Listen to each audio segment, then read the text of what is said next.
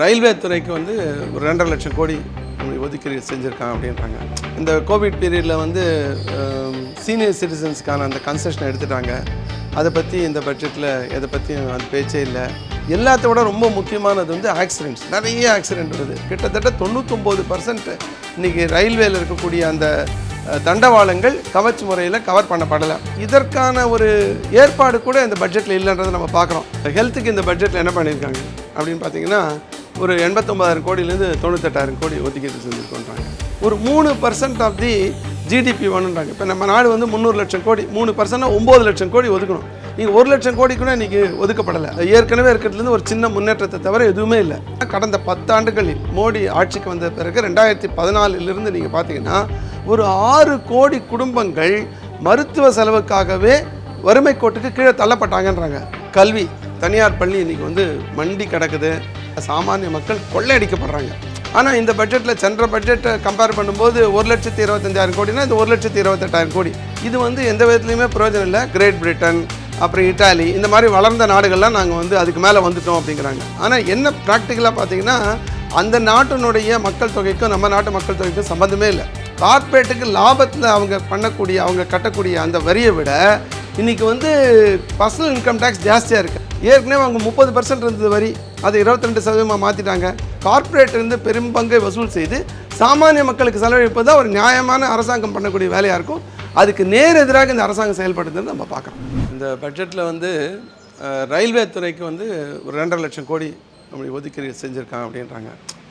நீங்கள் ரயில்வேயில் பார்த்தீங்கன்னா முக்கியமான விஷயமாக தான் நம்ம பார்க்க வேண்டியிருக்கு. ஒன்று, பயணிகள் அவர்களுக்கான அந்த இருக்கை வசதியோ படுக்கை வசதியோ அந்த கோச்சோ ரொம்ப பேட் ஷேப்பில் இருக்குது. அதை இம்ப்ரூவ் பண்ண வேண்டியிருக்கு.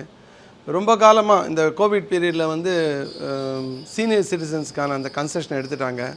அதை பற்றி இந்த பட்ஜெட்டில் எதை பற்றியும் அது பேச்சே இல்லை. இந்த பயணிகளுடைய இன்ஃப்ராஸ்ட்ரக்சர் இம்ப்ரூவ் பண்ணுறதுக்கு ஒரு 15,000 கோடி தான் ஒதுக்கிறதா சொல்கிறாங்க. எல்லாத்தோட ரொம்ப முக்கியமானது வந்து ஆக்சிடென்ட்ஸ். நிறைய ஆக்சிடெண்ட் வருது. நீங்கள் பார்த்துட்டே இருக்கீங்க. உயிரிழப்புகள் நடக்குது. ஏராளமான ஒரு கிட்டத்தட்ட வந்து ஒரு மாதத்துக்கு ஒரு ஆக்சிடெண்ட் மாதிரி நிறைய ரிப்போர்ட் ஆகுது. நிறைய சேதாரம் வருது. அப்போ அதையெல்லாம் பாதுகாக்கணும், அந்த பயணிகளுடைய அந்த உயிரை பாதுகாக்கணும்னு சொன்னால் இன்றைக்கி பெரும்பாலான சாமானிய மக்கள் பயணம் செய்யக்கூடிய அந்த ரயில்வே துறையில் அந்த கவச்ன்ற அந்த பாதுகாப்பு இது. அப்போ நீங்கள் வந்து இன்றைக்கி அது என்ன நிலைமையில் இருக்குதுன்னு பார்த்தீங்கன்னா, ஒரு 1,30,000 கிலோமீட்டர் இன்றைக்கி வந்து நம்ம கவச் வந்து போட்டு அந்த பாதுகாப்பை கவர் பண்ண வேண்டியிருக்கு. 1,578 கிலோமீட்டருக்கு தான் இது வரைக்கும் போட்டிருக்காங்க. அப்படி நீங்கள் கணக்கு பார்த்தீங்கன்னா 1.2%, கிட்டத்தட்ட 99% இன்றைக்கி ரயில்வேயில் இருக்கக்கூடிய அந்த தண்டவாளங்கள் கவச் முறையில் கவர் பண்ணப்படலை. சரி, அதுக்கு என்ன காஸ்ட் ஆகும் அப்படின்னு பார்த்தீங்கன்னா ஒரு 65,000 கோடி ஆகும். அதே போல் ஒரு ரயிலில் வந்து அந்த எக்யூப்மெண்ட்டை ஃபிக்ஸ் பண்ணணும். அது வந்து அதுக்கு ஒரு 80 லட்ச ரூபா ஆகும். இன்றைக்கி எவ்வளோ ரயிலில் ஃபிக்ஸ் பண்ணிருக்காங்க பார்த்தீங்கன்னா ஒரு 700 ரயில் பெட்டிகள் தான் ஃபிக்ஸ் பண்ணிருக்காங்க, அந்த லோக்கோமோட்டிவ்ஸ்னு சொல்கிறோம். ஆனால் இருக்கிறது ஒரு 15,000. இன்றைக்கி அதுக்கு என்ன செலவாகும் பார்த்தீங்கன்னா அது ஒரு 12,000 கோடி ஆகும். அது இல்லாமல் ஸ்டேஷனில் சில எக்யூப்மெண்ட்ஸ் வைக்கணும். ஒட்டு மொத்தமாக நீங்கள் என்ன கூட்டினாலும் 65, ஒரு 12 எல்லாம் கூட்டினா கூட ஒரு 80,000 இல்லை 90,000, அதிகபட்சமாக 1 லட்சம் கோடியில் இந்த நாட்டு மக்களுக்கான பாதுகாப்பை கொடுக்க முடியும். ரயில் பயணிகளுக்கான முழு பாதுகாப்பு அப்போ தான் கிடைக்கும். இல்லைனா ரயில்வே ஆக்சிடென்ட்ஸ்ன்றது அப்பப்போ நடந்துகிட்ருக்கும். இவர் சிக்னல் சரி பண்ணல, அவர் தண்டவாளத்தை விட்டார், இவர் பண்ணிட்டாரு, கேங்மேன் வந்து இது பண்ணலன்னு ஏதாவது ஒன்று ஹியூமன் எரர்னு பழி போட்டிருப்பாங்க. ஆனால் அடிப்படையில் இன்ஃப்ராஸ்ட்ரக்சர் கீழே போயிட்டே இருக்குது. அப்போ இதற்கான ஒரு ஏற்பாடு கூட இந்த பட்ஜெட்டில் இல்லைன்றதை நம்ம பார்க்குறோம். இவங்க என்ன சொல்கிறாங்கன்னா, நிதானமாக நாங்கள் வந்து 2028 15,000 கிலோமீட்டர் கவர் பண்ணுவோன்றாங்க. 2028 15,000 கிலோமீட்டர் கவர் பண்ணால் கூட அது 12% தான் வரும். அப்போ ஒட்டுமொத்தமாக ஒரு ப்ரியாரிட்டின்றது ரயில்வே துறையில் இல்லை இந்த பட்ஜெட்டில் அப்படின்றத நம்ம பார்க்குறோம். நீங்கள் ஹெல்த்து பாருங்கள். ஹெல்த்துக்கு இந்த பட்ஜெட்டில் என்ன பண்ணியிருக்காங்க அப்படின்னு பார்த்தீங்கன்னா, ஒரு 89,000 கோடியிலேருந்து 98,000 கோடி ஒதுக்கீடு செஞ்சுருக்கோன்றாங்க.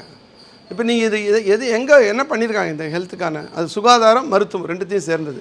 ஒரு அடிப்படையான விஷயங்களுக்கு ரொம்ப அந்த ஏற்கனவே இருக்கிறதுலேருந்து ஒரு சின்ன முன்னேற்றத்தை தவிர எதுவுமே இல்லை. ஒரு 3% ஆஃப் தி ஜிடிபி வேணுன்றாங்க. இப்போ நம்ம நாடு வந்து 300 லட்சம் கோடி, 3%னா 9 லட்சம் கோடி ஒதுக்கணும்.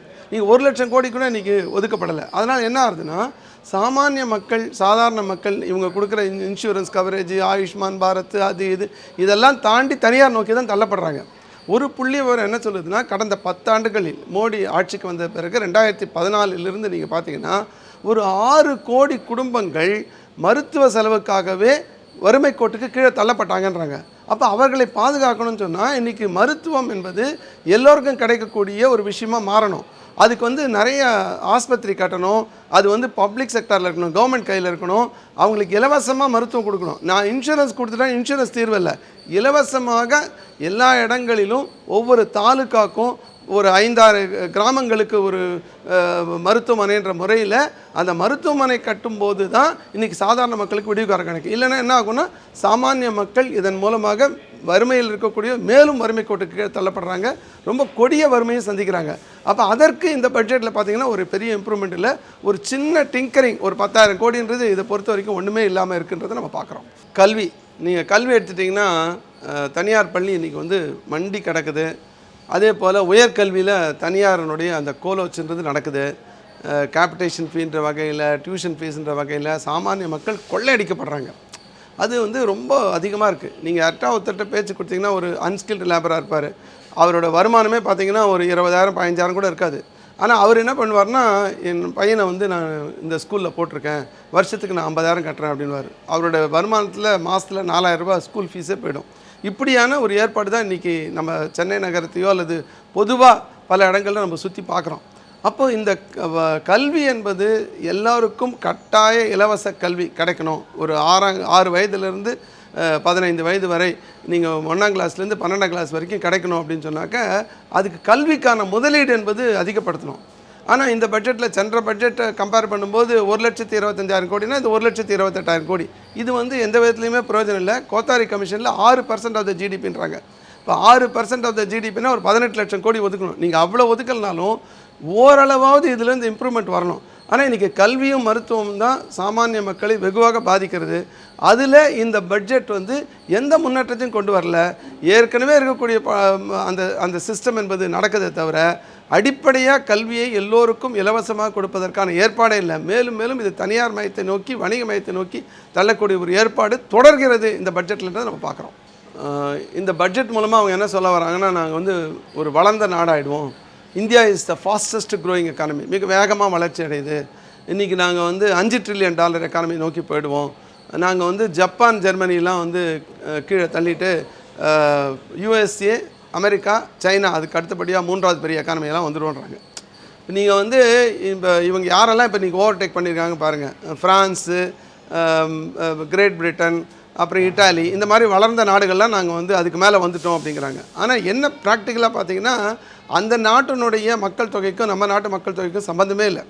நீங்கள் வந்து பர் கேபிட்டா இன்கம்னு ஒரு சின்ன இது இருக்குது, ஒரு தனிநபர் வருமானம்னு. அது பார்த்திங்கன்னா நமக்கு வந்து $2,500 நம்மளை விட வந்து இன்றைக்கி வளர்ந்த நாடுகள் அப்படின்னு சொல்லக்கூடிய இந்தியா நம்ம நாடு ஓவர்டேக் பண்ணக்கூடிய அந்த பிரிட்டனையோ அல்லது ஃப்ரான்ஸையோ இட்டாலியோ பார்த்திங்கன்னா ஒரு 10 பங்கு 12 பங்கு 20 பங்கு நம்மளோட கூட இருக்காங்க. இது ஒரு அளவீடு. அந்த பர் கேபிட்டா இன்கமே நீங்கள் அளவீடு இல்லைன்னு அதுவே ஒரு சரியான அளவீடுன்னு நம்ம சொல்ல முடியாது. அப்போ அடிப்படையாக ஒரு அன்ஸ்கில்டு லேபர்னு சொல்கிறோம். எந்த பெரிய திறமையும் மற்ற ஒரு தொழிலாளி எவ்வளவு குறைந்தபட்சம் அவருக்கு சம்பளமோ அதை பொறுத்து தான் ஒரு நாட்டினுடைய ப்ராஸ்பரிட்டி இருக்குன்றாங்க. அப்படி நீங்கள் இங்கே பார்த்தீங்கன்னா அப்படி ஒரு குறைஞ்சபட்ச ஏற்பாடுன்றது வந்து ஒரு நாளைக்கு வந்து ஸ்டேட் டு ஸ்டேட் டிஃபர் ஆகுது. $300, $400, $500, $600 இருக்குது. $600 20 நாள் 22 நாள் அவருக்கு வேலை செஞ்சோன்னா $12,000 அதிகபட்சம், குறைஞ்சபட்சம் $8,000. ஆனால் இதே வந்து ஒரு சைனா நம்ம கம்பேர் பண்ணுறோம் பல விஷயங்களில். நீங்கள் சைனா கம்பேர் பண்ணி பார்த்தீங்கன்னா அங்கே குறைந்தபட்ச அன்ஸ்கில் லேபருக்கு $44,000 $66,000 கிடைக்குது. ஆனால் அந்த மாதிரியாக இப்போது தொழிற்சங்கம் என்ன கேட்குறாங்க, குறைந்தபட்ச சம்பளமாக நீங்கள் 26,000 கொடுங்க, அதை வந்து டிஏ லிங்க்டாக அது வந்து நம்முடைய அந்த விலைவாசி ஏற்றத்துக்கு தகுந்த மாதிரி அதை மாற்றுங்க, ஒரு குறைந்தபட்ச பென்ஷனாக ஒரு 9,000 கொடுங்கன்றாங்க. அதற்கான எந்த அஷூரன்ஸ் இந்த பட்ஜெட்டில் இல்லை. அது வந்தால் தான் மக்கள் கையில் பணம் போய் சேரும். அவங்க அதாவது அவங்க வந்து ஏதாவது ஒரு விதத்தில் வந்து பர்ச்சேஸ் பண்ணுவாங்க. அப்போ நுகர்வார்கள், அதான் மக்கள் வந்து தங்களுடைய பணத்தை செலவழிப்பாங்க. அப்போ அந்த ஸ்பெண்டிங் எக்கானமின்றது இம்ப்ரூவ் ஆகி இந்த நாட்டினோட வளர்ச்சி வரும். அதற்கான எந்த ஏற்பாடும் இந்த பட்ஜெட்டில் இல்லை. இப்போ இந்த பட்ஜெட் பார்த்திங்கன்னா ஒரு 50 லட்சம் கோடி ரூபா பட்ஜெட்டு. இப்போ 50 லட்சம் கோடி ரூபா வரவு திரட்டணும். அப்போ அந்த வருமானம் எங்கேருந்து வருது அப்படின்னு பார்த்திங்கன்னா ஒரு 11 லட்சம் கோடி ரூபா வந்து பர்சனல் இன்கம் டேக்ஸ் சொல்லக்கூடிய இன்றைக்கி வந்து மிக பெரும்பாலான சேலரி கிளாஸ், அதாவது வந்து அவங்க மாத சம்பளம் வாங்குபவர்கள் அவங்க கட்டக்கூடிய பணம், அது ஒரு நடுத்தர வர்க்கம் கட்டக்கூடிய பணம். நீங்கள் இன்னொரு 9 லட்சம் கோடி ரூபாய் வந்து மத்திய அரசாங்கத்துக்கு ஜிஎஸ்டியாக வருது. மாநில அரசாங்கம் இல்லாமல் மத்திய அரசாங்கோட ஷேர். அப்போ வந்து இது 2 கூட்டினீங்கன்னா ஒரு 20 லட்சம் கோடி. அப்போ இன்னொரு 12 லட்சம் கோடி எங்கேருந்து வருதுன்னா கடன் வாங்குறாங்க. அப்போது நீங்கள் 50 லட்சம் கோடியில் 32 லட்சம் கோடி வந்து இப்படி தான் வருது. அப்போ கார்ப்பரேட்லேருந்து என்ன வாங்குறாங்க அப்படின்னு பார்த்தீங்கன்னா வெறும் 8.5 லட்சம் கோடி தான். ஏன் கார்ப்பரேட்லேருந்து ரொம்ப குறையுது அப்படின்னு பார்த்தீங்கன்னா, கார்ப்பரேட்டுக்கு லாபத்தில் அவங்க பண்ணக்கூடிய அவங்க கட்டக்கூடிய அந்த வரியை விட இன்றைக்கி வந்து பர்சனல் இன்கம் டேக்ஸ் ஜாஸ்தியாக இருக்குது. அதுக்கு என்ன காரணம்னா, ஏற்கனவே அவங்க 30% இருந்தது வரி, அதை 22% மாற்றிட்டாங்க. அதே மாதிரி ஸ்டார்ட் அப் கம்பெனிக்கு 5 வருஷத்துக்கு 15%னாங்க. இப்போ பல கார்ப்பரேட்ஸ், பெரிய பெரிய கார்ப்பரேட்ஸ்லாம் ஸ்டார்ட் அப் கம்பெனி ஆரம்பித்து அவங்க ஏதாவது ஒரு சிஸ்டர் கன்சர்னாக மற்றதாக ஆரம்பித்து வெறும் 15% தான் வரி கட்டுறாங்க. இதில் வந்து அன்றைக்கி எஸ்டிமேஷனில் 1.5 லட்சம் கோடி வருஷத்துக்கு இன்றைக்கி வராதுன்னு சொன்னாங்க. அப்போ போக போக அது 2 லட்சம் கோடிக்கு மேலே குறையுது. அப்போது சாதாரண மக்களை கசக்கி பிழிந்து இந்த பட்ஜெட்டில் வருவாய் வருது, கார்ப்பரேட்டுக்கு வரியே இல்லை. இன்னொரு பக்கம் பார்த்திங்கன்னா சொத்து வரி போடணும்னு நம்ம சொல்கிறோம், அது எதுவுமே நடக்கலை. இன்ஹெரிட்டன்ஸ் டேக்ஸ், வாரிசு உரிமை போடணும்னு சொல்கிறோம், அதுவும் நடக்கலை. அதே போல் இந்த நாட்டில் இருக்கக்கூடிய எந்த செல்வந்தர்கள், பெரும் செல்வந்தர்களுக்கு எந்த வரியும் இல்லை.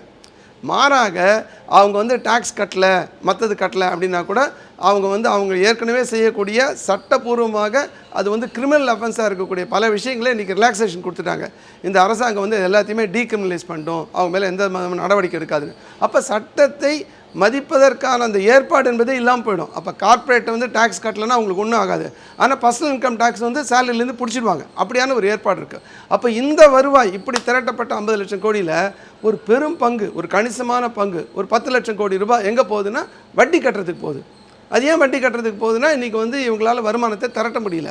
அப்போ அந்த வட்டி கட்டுவது, அதாவது நான் 50 இருக்கிறதே 50 லட்சம் கோடி, அதில் வந்து 20% போகுதுன்னா அப்போ இது யாருக்கான பட்ஜெட் அப்படின்ற கேள்வி வருது. அப்போ சாமானிய மக்கள்கிட்டருந்து வசூல் பண்ணாமல் கார்ப்பரேட்டிலேருந்து பெரும் பங்கை வசூல் செய்து சாமானிய மக்களுக்கு செலவழிப்பது தான் ஒரு நியாயமான அரசாங்கம் பண்ணக்கூடிய வேலையாக இருக்கும். அதுக்கு நேர் எதிராக இந்த அரசாங்கம் செயல்படுதுன்னு நம்ம பார்க்குறோம். பட்ஜெட்னாலே நம்ம என்ன எதிர்பார்ப்போன்னா, ஒரு வேலை வாய்ப்பை உருவாக்கக்கூடிய ஒரு பட்ஜெட்டாக இருக்கணும்னு. இப்போ வேலை வாய்ப்பை உருவாக்குறதுக்கு இவங்க என்ன பண்ணுறாங்க? ஒன்று அரசாங்கம் தொழில் துவங்க வேண்டும். அரசாங்கம் இன்ஃப்ராஸ்ட்ரக்சர், அடிப்படை கட்டுமானத்தில் அவங்க வந்து முதலீடு செய்யணும். அதன் மூலமாக வேலை வாய்ப்பை பெருக்க முடியும். அது கிட்டத்தட்ட இல்லை. அது எல்லாத்தையுமே வந்து பப்ளிக் ப்ரைவேட் பார்ட்னர்ஷிப்னு சொல்லி மற்றவங்க கிட்ட தள்ளிடுறதுன்னு பார்த்துட்டாங்க. அப்புறம் நீங்கள் இன்னொரு விஷயம் பார்த்தீங்கன்னா, இருக்கிற அசட், அரசாங்கத்தின் சொத்தையே வந்து ஏதாவது ஒரு வகையில் வாடகைக்கு விட்டோ, அவங்களுக்கு வந்து லீஸுக்கு கொடுத்தோ அல்லது விற்றோ 10 லட்சம் கோடி திரட்டுறதுன்னு பார்க்குறாங்க. அப்போ அதன் மூலமாகவும் இன்றைக்கி வந்து வேலை வாய்ப்புன்றது அதிகரிக்காது. அப்புறம் என்ன முயற்சி பண்ணுறாங்கன்னா, அவங்க வந்து நாங்கள் ஸ்கில் பண்ணுறோம், அவங்கள வந்து அவங்களுக்கு திறமையை வளர்க்குறோம் அப்படின்னு சொல்லி அந்த திறமையை வளர்க்கறதுக்கு என்ன பண்ணுறாங்கன்னா, கார்ப்பரேட்டுகளுக்கு திரும்ப கன்செஷன் கொடுக்குறாங்க. அப்போ அவங்க திறமை வளர்ந்ததுக்கு பிறகு கூட வேலை வாய்ப்புக்கான உறுதி இல்லை. அப்போ இருக்கக்கூடிய ஒரே ஏற்பாடுன்றது 100 நாள் வேலை திட்டம். இப்போ அந்த 100 நாள் வேலை திட்டத்தை நீங்கள் அதிகப்படுத்தி நம்ம சாமானிய மக்களுக்கு அந்த பணம் போய் சேரும். அப்போ அதே சமயத்தில் அரசாங்கத்தினுடைய கட்டுமானம் வளரும். அப்போ அதற்கான ஒதுக்கீடை நம்ம இன்க்ரீஸ் பண்ணோம். இப்போ என்ன நடந்துட்டுருக்கு, நீங்கள் போன வருஷம் 2022-23 பார்த்தீங்கன்னா ஒரு 92,000 கோடி இருக்கும். அதை வந்து போன வருஷம் 86,000 கோடியாக சுருக்கிட்டாங்க. இந்த வருஷமும் அதே 86,000 கோடி தான் இருக்குது. அப்போ என்ன ஆகுதுன்னா, பல பேர் ஏற்கனவே வேலை செய்து அவங்களுக்கு வந்து 3,000 கோடி 4,000 கோடி பல மாநில அரசாங்கங்களுக்கு பணம் வராமல் இருக்குது. அப்போ இது வந்து டிமாண்ட் ட்ரிவன், எவ்வளோ கேட்குறாங்களோ எவ்வளோ இது பண்ணுதோ அதுக்கு மாதிரி நாங்கள் வேலை கொடுப்போன்றாங்க. ஆனால் அதுவும் கொடுக்கப்படலைன்றது நம்ம பார்க்குறோம். இது கொடுக்கக்கூடிய சம்பளம் என்பது ரொம்ப குறைவாக இருக்குது. அது இன்க்ரீஸ் பண்ணணும்னு சொல்கிறோம், அதுவும் நடக்கலை. அந்த 100 நாள் என்பதை 200 நாளாக மாற்றணும் அப்படிங்கிறோம், அதுவும் நடக்கலை.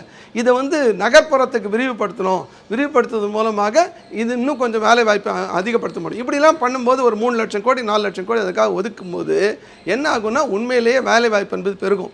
இன்றைக்கி 100 நாள் அவருக்கு வந்து 200 250 ரூபா கிடைக்கும் வச்சுப்போம். 250 ரூபா கிடைச்சா கூட என்ன ஆகும், அவருக்கு வந்து ஒரு 100 நாளைக்கு வந்து 25,000 ரூபா, வருஷம் பூரா 25,000ன்றது ஒரு பெரிய தொகையாக இருக்க முடியாது. அப்போ அதை இன்க்ரீஸ் பண்ணணும். அதற்கான அந்த குறைந்தபட்ச சம்பளம் என்பதை அதிகப்படுத்தணும். அதை வந்து நகர்ப்புறத்துக்கு விரிவுபடுத்தணும். அதன் மூலமாக இன்றைக்கி வேலைவாய்ப்பை உருவாக்குவது மூலமாக அவங்க கையில் கொஞ்சம் பணம் போய் சேரும்போது அது மீண்டும் உற்பத்தியை பெருக்குவதற்கு உதவும். அதை நோக்கி இந்த அரசாங்கம் செல்லலை. அந்த 86,000 கோடி போன வருஷம் என்ன இருந்ததோ அதே நிலைமை தான் இன்றைக்கி இருக்குது அப்படிங்கிறத நம்ம பார்க்குறோம். இந்த பட்ஜெட் வந்து 12 லட்சம் வரைக்கும் வந்து ஆண்டு வருமானம் இருந்தால் பர்சனல் இன்கம் டேக்ஸ் கிடையாது, அதனால் ரொம்ப சிறந்த பட்ஜெட் அப்படின்னு ஒரு பக்கம் வியூ பண்ணுறாங்க. இதில் ஓரளவு இது ஒரு ரிலீஃப் தான், நம்ம இல்லைன்னு சொல்ல முடியாது. நீங்கள் ஒரு 12 லட்சம் ரூபா வரைக்கும் ஆண்டு வருமானம், அதாவது 1 லட்சம் ரூபா, அதே போல் 75,000 ரூபா வந்து ஸ்டாண்டர்ட் டிடக்ஷன். அப்போ 12,75,000 ரூபாய், அதாவது ஒரு மாதத்திற்கு 1,06,250 ரூபா வரைக்கும் சம்பாதிக்கிறவங்களுக்கு ஒரு நியூ ரெஜிமில் புதிய திட்டத்தின் கீழ் எந்த டாக்ஸும் கட்ட வேண்டியதில்லை. ஆனால் அவர் சம்பளமே 13 லட்சம் ஆயிடுச்சுன்னு வச்சுங்க, இல்லை 13,75,000 ஆயிடுச்சுன்னு வச்சுங்க. அந்த 75,000 கழிச்சிங்கன்னா 1 லட்ச ரூபா கூட வந்ததுன்னா அவர் அந்த 1 லட்ச ரூபாய்க்கு டாக்ஸ் கட்ட மாட்டார். அவர் அந்த 12 லட்ச ரூபா வரைக்கும் 60,000 ரூபா, அந்த 12லேருந்து 13 லட்சத்துக்கு 15,000, 75,000 கட்டணும். அப்போது அடிப்படையாக அவங்க டாக்ஸ் கிடையவே கிடையாதுன்னு சொல்கிற அந்த ஸ்லாப் வந்து ஒரு 4 லட்சம் தான்.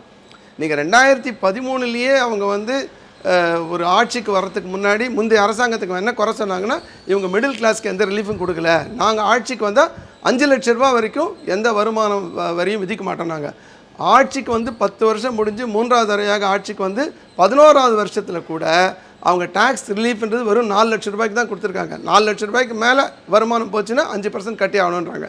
அப்போ இது ஒரு பெரிய ரிலீஃபா அப்படின்ற ஒரு கேள்வி வருது.